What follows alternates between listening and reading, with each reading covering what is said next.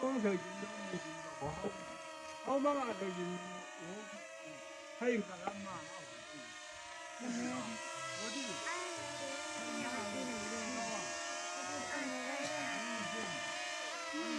老啊，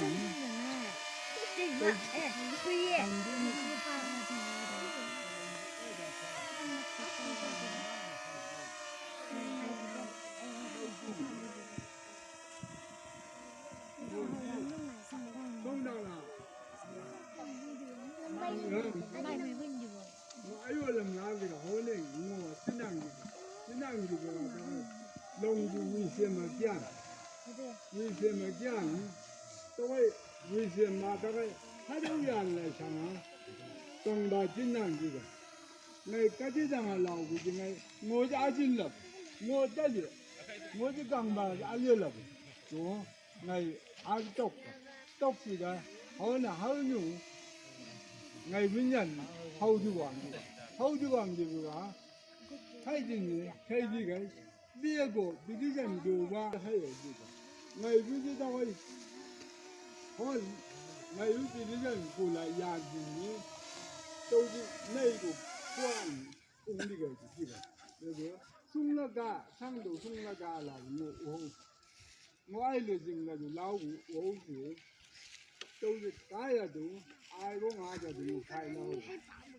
把这些讲好是个人那个，不讲多，不好怎么管？我这刚把它种了哇。牛精没干么？刚把老鼠，得了，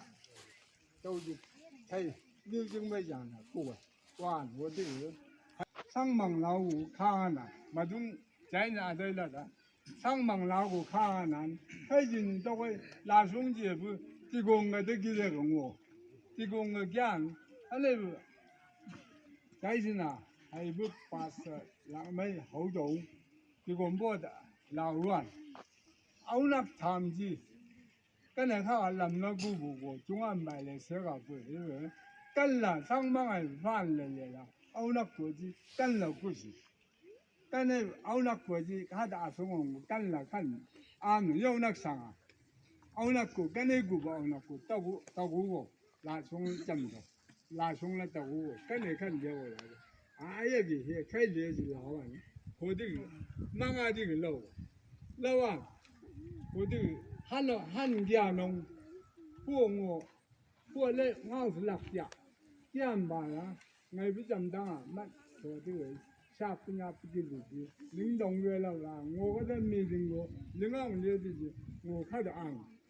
好吧。